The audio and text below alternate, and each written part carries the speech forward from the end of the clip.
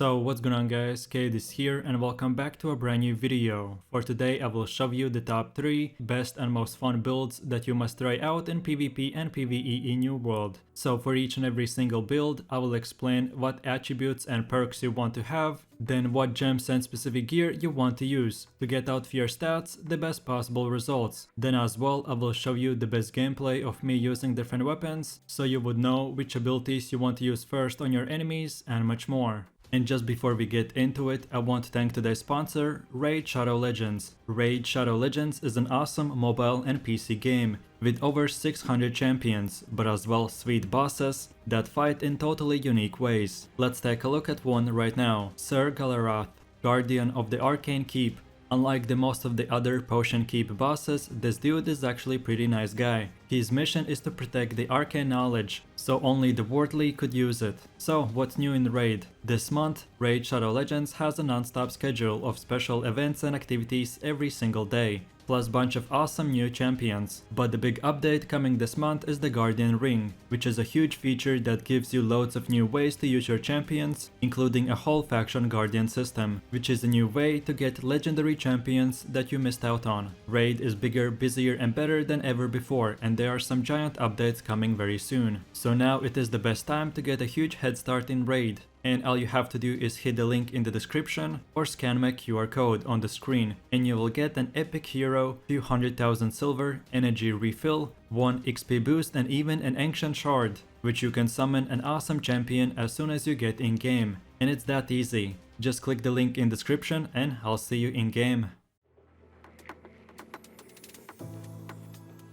So then moving over to the first build, which is the one and only Ice Gauntlet and Rapier. And these are the attributes you want to have. So first things first, no matter from which level you start using this build, you first of all want to get your intelligence to 150 or even 200 and then start building your constitution. And around level 60 you should have 300 intelligence and 100 constitution. And last but not the least, for your gear you want to be in the light category. And the best setup for your armor is to have one medium chest piece and then the rest gear pieces are light. And this will give you the best damage and survivability. So then moving over to the first weapon, which is the Ice Gauntlet. And these are the weapon masteries you want to have. So first of all you want to get all these 3 perks and then the first ability called the Ice Storm. And then get these 3 next perks. Then from here, now let's move over to the other side and unlock this one perk. And then the second ability called the Ice Shower. And then unlock the next perk to him as well. And lastly, unlock the last third ability with the next perk. And now from this point, you're for free to use your points in whatever order you like. So then let's go over to the second weapon, which is the Rapier. And these are the weapon masteries you want to have. So first of all you want to unlock right off from the start both these 2 abilities called the Evade and Repost. And then afterwards unlock both these 2 perks. Then lastly get the last third ability called the Fleech. And now let's take a closer look at the left side and get all these 3 perks. And now from this point and onwards you're for free to spend your points in whatever order you want. Okay, so now let's go over to the gameplay where I will show you the best way to play this build. So first of all we have the Ice Gauntlet and your Q spell is called the Ice Storm, which all enemies standing in it will get damaged and slowed. And the more enemies you hit, the higher damage you will get. Then your R ability is called the Ice Shower, which when using will create an ice wall. And if players go through it, it will stun them. And lastly, the last third ability is basically like an ice block, which by using you put yourself in a block where players cannot damage you. And of course you can get out of it by pressing the same F key or instead press the left mouse button and make it explode. And while going out of that ice block, dealing even more damage to the enemies. So then taking a closer look at the second weapon, which is the Rapier. And the first Q spell is called the Evade, which by activating makes you invulnerable for a split second. And it can be good in dodging enemy attacks, but you have to know how to use it. So then we have the second ability called the Repost. And it is Reflect, which means that when you activate it, and if enemy hits you, you will reflect the incoming damage from you to him. So if he does for example a F ability on you, instead of you getting hit, he will hit himself. And lastly we have the Fleech ability, which deals damage and provides a small but nice mobility / dash spell. So the simple and straightforward way to attack a player is of course use your Ice Gauntlet and shoot him from a distance. Then as soon as he gets close to you, activate the Ice Storm ability and go Ice Block. Then when the enemy leaves the Ice Storm or the ability runs out, go out to that Ice Block and switch to the Rapier. and then depending on the player you can auto-attack him and use the riposte ability to reflect the damage, or perhaps evade his shots. And then when you get your cooldowns back up on the Ice Gauntlet, or if you're fighting multiple players and you need a second to get a distance and heal up, then either way use the Ice Gauntlet and activate the Ice Shover, creating a wall which a player cannot go through, or instead switch to the Rapier and use the Fleech ability to dash into an enemy, so doing damage and at the same time dashing away from him. So like you can tell, this build doesn't have one specific best way to play. My recommendation is to learn what each ability does, and with time and practice you will know what to do against different players and their weapon types. And with all this said, now for my final conclusions for this build. So this Rapier and Ice Gauntlet weapon combination right now is super unbeatable in 1v1s or even 1vx. I have seen multiple clips where player is using this build could easily 1v3 or even 1v4. So if you follow this video step by step, you can definitely use this build for solo or group open world PvP and even PvE. So then lastly, a very important part to know for this build is the gems that we are using. So for the Ice Gauntlet you want to use the Malachite gem. Then for your Rapier get the Aquamarine gem. And for all of your gear, get the Enix gems. So basically, if you're not familiar with how this game works, the Rapier and Ice Gauntlet are two different weapons. One is very good with intelligence and the other one with dexterity. But as we mainly have intelligence build, and using these different gems, we make the weapon switch from one attribute to another one. So now instead of the Rapier scaling with dexterity, it scales with the intelligence. And by doing this, we make this build do even more damage and just in general stronger. So what are you waiting for? Try this build out for yourself and don't forget to have fun. So then moving over to the second build, which is the sword and hatchet. And these are the attributes you want to have. So then like you can see, you always want to split all of your attribute points to half. So put 50% into strength and 50 in constitution. And around level 60 you should have 200 strength and 200 constitution. And last but not the least, for your gear you want to go with full heavy armor. And you have to use a shield as well. So then for our first weapon we have the best tanking weapon, aka the sword with shield. And these are the weapon masteries you want to have. So first things first, right off from the start you want to unlock all these three abilities called the Shield Rush, Shield Bash and Defiant Stance. And then afterwards get all these 5 perks. And then after you have unlocked all those 5 perks, you want to unlock these 3 more perks. And yes, the way I said it, you should unlock the first 5 perks first and then only the other 3 perks. And this will give you a slight advantage than just unlocking the perks and abilities in a random order. And then lastly, let's move over to the left side and get these 3 perks, and that's it. Now again, you can unlock all the other perks in whatever way you like. So then let's go over to the second weapon, which is the hatchet. And these are the weapon masteries you want to have.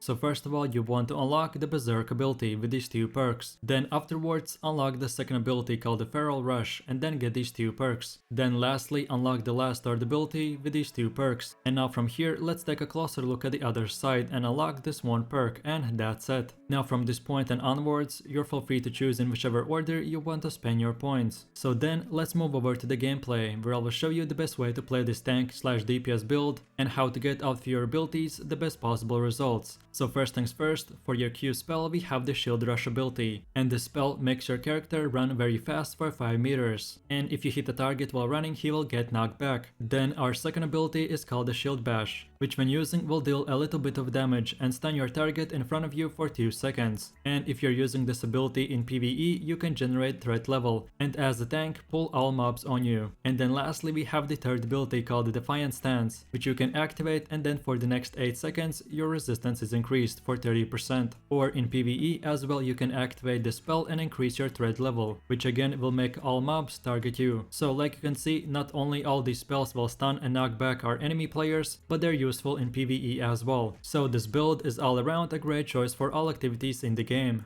And then going straight into the hatchet. And when attacking an enemy, it's super simple. You want to use your Q ability, aka activate the Berserk mode. And then keep on using auto attacks and use the R and F ability, which are just simple damage spells. The best thing about the Berserk mode is that it will give you self-healing and movement speed, so you can use it to run away or run towards an enemy. And as this weapon is super simplistic and straightforward, the only thing that you need to know is that we have unlocked the throwing axe ability. So to block or escape enemy attacks, we will only use the sword and shield, or even our heavy jumps. But then on the other hand, now we can use the throwing axe, which you can use to pull mobs or hunt animals from a lot further distance. Or on the other hand, you can finish off players with low health. So how it works, you use the same mouse button that you would use for blocking, so for me it's the right mouse button, and then I aim it and I shoot it with the left mouse button, and that's it. Just of course keep in mind that every axe throw will consume your stamina, so use it as much as you can but never get below 20% stamina, so then you would get it back up super quickly. So the best way to attack a player is first of all use your sword and shield, and while blocking move to the target, then when you're close enough use your shield rush and knock the enemy back, then when he gets back up stun him with a shield bash. And now switch to the hatchet and activate your berserk mode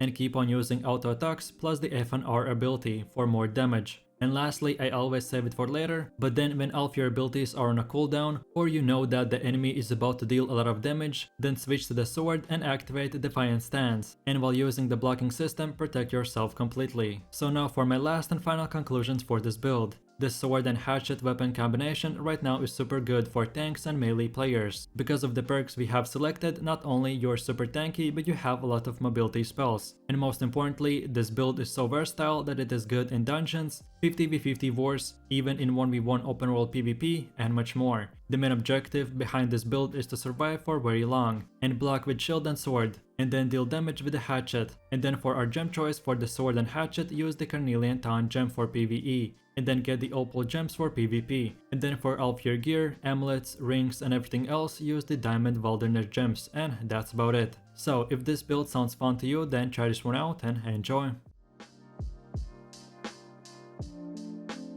So now for my last and final build, we have the one and only bow and musket. And these are the attributes you want to have. So basically this build is built around doing a lot of damage from very far distance. And you won't have almost any defensives, but the single target damage that you will do will blow your mind. So first of all, you want to get your dexterity to 200. And then start putting points in constitution. And around level 60 you should have 300 dexterity and 100 constitution. And lastly for your gear, you want to go again with being in the light category, which means using the best setup, aka one medium chest piece and then all the other light equipment. So then taking a closer look at the first weapon, which is the bow, and these are the weapon masteries you want to have. So first things first, you want to unlock both these two perks, and then the first ability called the poison shot, and then these two next perks. Then now let's take a closer look at the other side and unlock the second ability called the penetrating shot, and then get these two perks. Then lastly unlock the last third ability called the rapid shot, and then get these two perks. And now from this point you'll feel free to pick and choose which perks you want to unlock next. So then for our second weapon we have the musket, and these are the weapon masteries you want to have. So first of all you want to unlock the first ability called the power shot, and then get these two perks. Then afterwards unlock the second ability called the shooter stance, and then the next perk to that as well. And now let's move over to the other side and unlock this one perk, and then the last third ability called the stopping power, and then the last perk to him as well. And now from this point you can spend your points in whatever order you like. Okay, so now let's go over to the gameplay where I will show you the best way to play this build. So first of all we have the bow, and the Q spell, aka the poison shot, gives you the ability to shoot a special arrow, and when it reaches a target the arrow will explode and create a poison smoke, and enemies standing in that smoke will be taking damage every second. Then the second ability is called the penetrating shot, that deals a lot of damage, and the arrow itself can go through multiple targets. And lastly our third ability is the rapid shot, which gives you the ability to shoot 3 arrows in 1 to 2 seconds. And then taking a closer look at the second weapon, which is the musket, and the first Q spell is called the power shot, which when activating overloads your musket with gunpowder, making the next shot deal bunch of damage. And it is super good in removing someone's health to 60% just from one shot.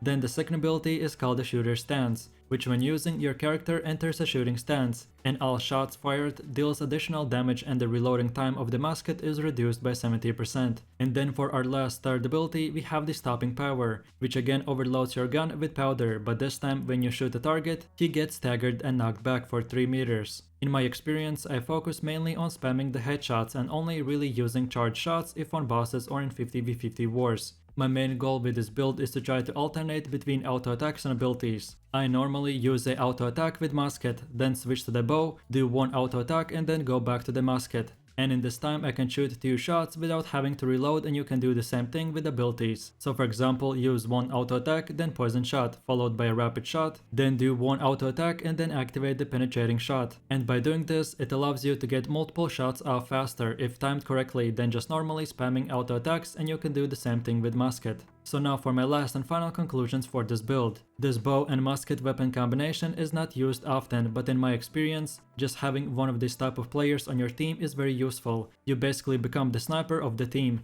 and you don't have any defensive, so your main goal is to always stay away from the enemy as far as you can, but then just aim and shoot and destroy all of your enemies. So then last but not the least, for your bow and musket, you want to use the diamond gem. And as you're not meant to take any damage, getting 50% on your every attack is huge. And then for all of your gear, use the Enix gems. So in a quick summary, if you want to be a super high damage sniper that has really good aim, then this is the build for you, so have fun. And that's about it. So I really do appreciate everyone for watching, guys, and I hope you enjoyed it. If you have any suggestions, feedback, or other good and fun builds that you would like to see in the next video, then feel free to leave your comments in the comment section down below. And while you're doing that, please click like, subscribe, and enable that notification bell, so this way you could support the channel and you won't miss any more amazing content from me. With all this said, you have an amazing day, and I will catch you in my next video. So take it easy, peace.